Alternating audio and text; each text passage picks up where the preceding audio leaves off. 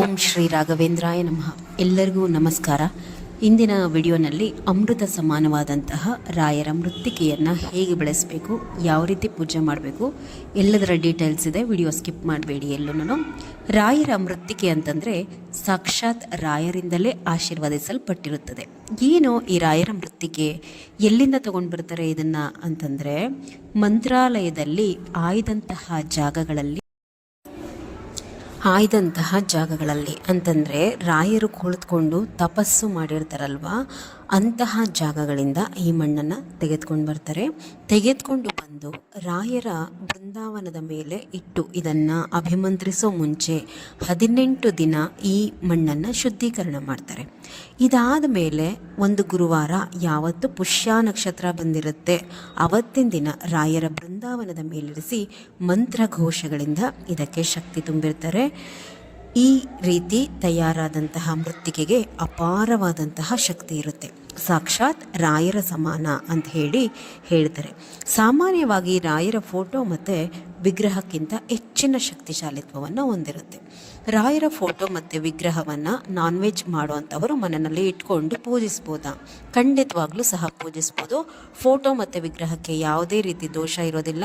ನೀವು ಗುರುವಾರ ಮನೆಯಲ್ಲಿ ನಾನ್ ವೆಜ್ ಮಾಡದೇ ಇದ್ದರೆ ಸಾಕು. ಆದರೆ ಈ ಮೃತ್ತಿಕೆ ಆ ರೀತಿ ಅಲ್ಲ. ಇದನ್ನು ಮಂತ್ರಾಲಯದಿಂದ ಅಗತ್ಯ ಇರೋರು ಮಾತ್ರ ತೆಗೆದುಕೊಂಡು ಹೋಗಬೇಕು.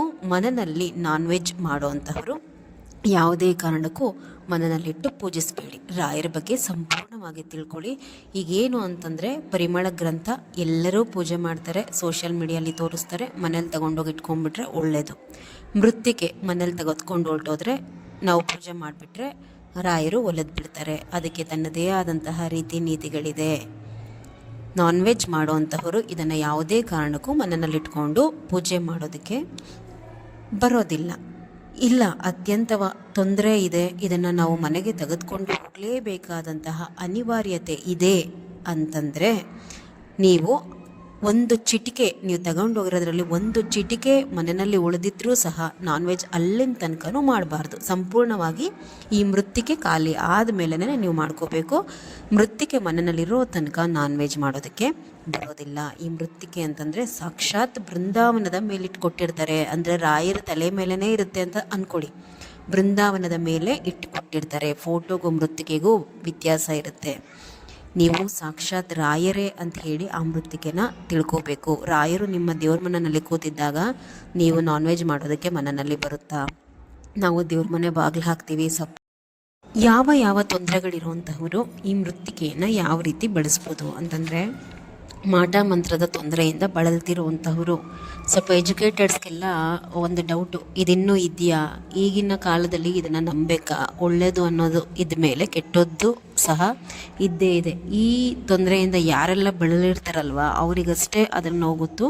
ಈ ಮಾಟ ಮಂತ್ರದ ತೊಂದರೆಯಿಂದ ಬಳಲ್ತಾ ಇರುವಂತಹವರು ಯಾವ ರೀತಿ ಮೃತ್ತಿಕೆಯನ್ನು ಬಳಸಬೇಕು ಅಂತಂದರೆ, ಒಂದು ಗುರುವಾರ ಒಂದು ಬಿಳಿ ಬಟ್ಟೆಯಲ್ಲಿ ಮಂತ್ರಾಲಯದ ಸ್ವಲ್ಪ ಅಕ್ಷತೆ, ಮಂತ್ರಾಲಯದ್ದೇ ಹಾಕಬೇಕು, ಗುರುವಾರನೇ ಮಾಡಬೇಕು.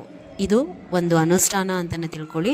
ಒಂದು ಬಿಳಿ ಬಟ್ಟೆಯಲ್ಲಿ ಮಂತ್ರಾಲಯದ ಸ್ವಲ್ಪ ಅಕ್ಷತೆ ಮತ್ತು 4 ಚಿಟಿಕೆ ಮೃತ್ತಿಕೆಯನ್ನು ಗಂಟು ಹಾಕಿಬಿಟ್ಟು ನಿಮ್ಮ ಮನೆಯ ದ್ವಾರ ಬಾಗಿಲೇನಿರುತ್ತೆ ಕಟ್ಟಿ, ನಿಮ್ಮ ಮಾಟ ಮಂತ್ರದಿಂದ ಮನೆಯಲ್ಲಿ ಏನು ಆಗ್ತಾ ಇರುತ್ತಲ್ವ, ಅರ್ಧ ಸಮಸ್ಯೆಗಳು ಇದರಿಂದನೇ ಕಡಿಮೆ ಆಗುತ್ತೆ.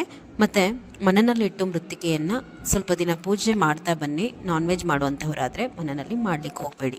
ನೆಕ್ಸ್ಟ್ ವಿಡಿಯೋನಲ್ಲಿ ಸಂತಾನಾಪೇಕ್ಷೆ ಇರುವಂತಹ ದಂಪತಿಗಳು, ಅನಾರೋಗ್ಯದಿಂದ ಬಳಲ್ತಾ ಇರುವಂತಹವರು, ಮತ್ತು ಗಂಡ ಹೆಂಡತಿ ಮಧ್ಯೆ ಜಗಳ, ಮಕ್ಕಳು ಓದೋದಿಲ್ಲ, ಬರೆಯೋದಿಲ್ಲ, ಮಾತು ಕೇಳೋದಿಲ್ಲ, ಮತ್ತು ಮದುವೆ ಆಗದೇ ಇರುವಂತಹ ಹೆಣ್ಮಕ್ಳು ಯಾವ ರೀತಿ ಈ ಮೃತ್ತಿಕೆಯಿಂದ ಅನುಷ್ಠಾನವನ್ನು ಮನೆಯಲ್ಲಿ ಮಾಡಬೇಕು ಅನ್ನೋಂತಹದನ್ನು ನೆಕ್ಸ್ಟ್ ವಿಡಿಯೋಸಲ್ಲಿ ಹಾಕ್ತೀನಿ. ಎಲ್ಲರೂ ಸಹ ವಾಚ್ ಮಾಡಿ ಅದನ್ನು ಕೂಡ. ನಮಸ್ಕಾರ ಎಲ್ರಿಗೂ.